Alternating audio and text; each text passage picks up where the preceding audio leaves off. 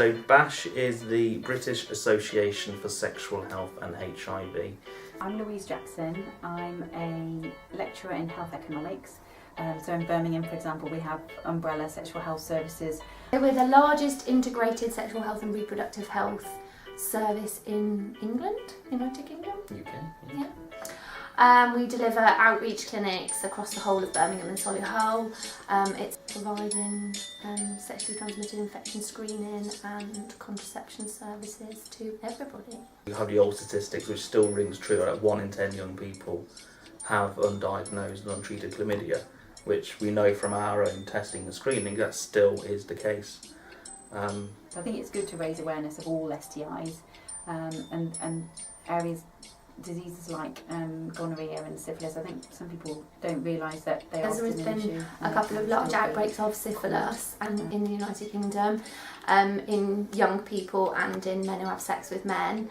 That, you know, talking about sex is not something people want to talk about. It's somewhere in, you know, if you went to your boss and said, oh, I need half an hour off to go to the opticians, that would be fine. But if you said to your boss, I want to go to a sexual health clinic, your boss is not going to be as understanding, because there's almost this blame culture of you'll go into a sexual health clinic because you've done something you shouldn't have done and now you've put yourself at risk and now you've potentially got an STI or you're pregnant, whereas actually sex is very, very normal and a high population of the UK population are having sex. It doesn't cost any money, you know, it's the one thing even in the recession everyone's doing. Mm-hmm. Everybody is at risk of sexually transmitted infections if they're sexually active.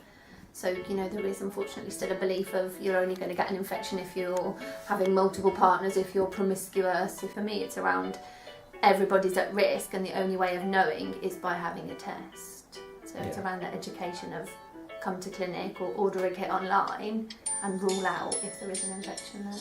I think we just need to break down some of those barriers that still exist, so that young people, if they are worried about something, that they do feel that they can go and talk to people and that they won't be judged if they are concerned about having an STI. We've now got our 133 pharmacies in the area delivering some form of sexual health. So in each pharmacy window you've got a massive umbrella poster talking about that. You can go and access emergency contraception from there. You can go and pick up a kit to be tested for chlamydia, gonorrhea, HIV and syphilis. You can go in regularly and pick up your free condoms, and some key pharmacies can get chlamydia treatment and also just general contraception as well. You can go pick it up, including the contraceptive injection.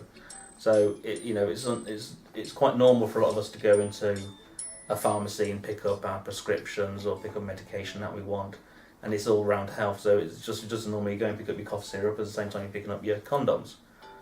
So it's getting it out there. The more it's out there, the more people see it, the more people get used to it, we hope. Young people sort of know the word chlamydia.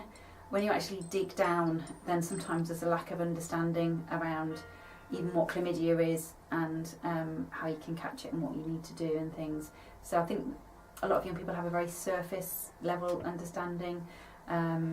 And because of the stigma around some STIs, it can be quite difficult for young people to get the information that they need. That sexual health is not just about getting treatment if you have an infection, it's the pre-bit, it's the testing to make sure you don't have an infection. So it's the regular screening to make sure you're fit and healthy. The if you have an STI and don't realise, then downstream there might be problems with fertility. You can have an infection for, years without any symptoms presenting. Make sure you get regularly tested for HIV, syphilis, chlamydia, gonorrhea, because they are the most prevalent ones. Yeah. They can also be the ones that present silently, so not have any symptoms. It's important to, by raising awareness, to really try and engage with young people and try and think about what information it is that they need to know, because it's more than just knowing about the names of things. So unfortunately Georgia has gonorrhea. So you want to stick it on her. So you like to stick it on her. Whatever you can. I actually really don't know. Yeah. Have a walk around. Have a dark. This is blind.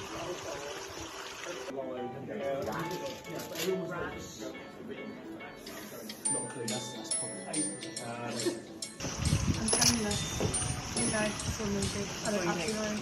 Or burning sensation when you're wonderful. We'll say sore on jealousy. And it's 66 available whenever you want. So instead of having to ready to go and just but because it's a lockdown, it's easy to design.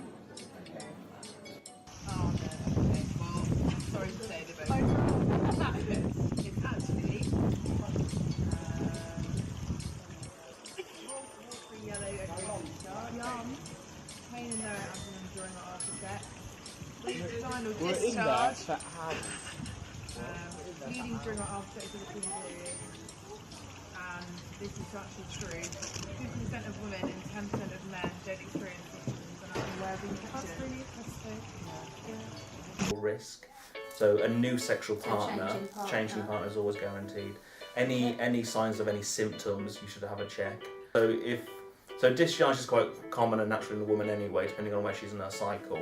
But if you notice any kind of unusual alterations to that discharge, so it becomes a lot thicker, there's a more noticeable change in the colour, there's in the consistency, there's an unpleasant smell. And for a boy, it's unusual to have a discharge from the penis anyway. You can get like pre-ejaculate and a bit of discharge sometimes after defecation. But other than that, anything from the penis, any kind of signs on the skin as well. So any kind of growths or ulcerations, and then that's a sign you should come and check it out. Health advice. I think it's just raising people's awareness of the various options that are open to them, and just saying it's fine. You know, go and get help if you need it, and please, you know, don't worry if you do need to get help. Yes. But at the moment we're branching out into community pharmacies. So we've got 133 community pharmacies in Birmingham, in which you can go and pick up basic sexual health. And then we also have our charitable organisational partners which you can pick up testing kits and condoms from. And our website where you can order services from. Yes, educational tool as well, big educational tool on our website. Sweet, awesome.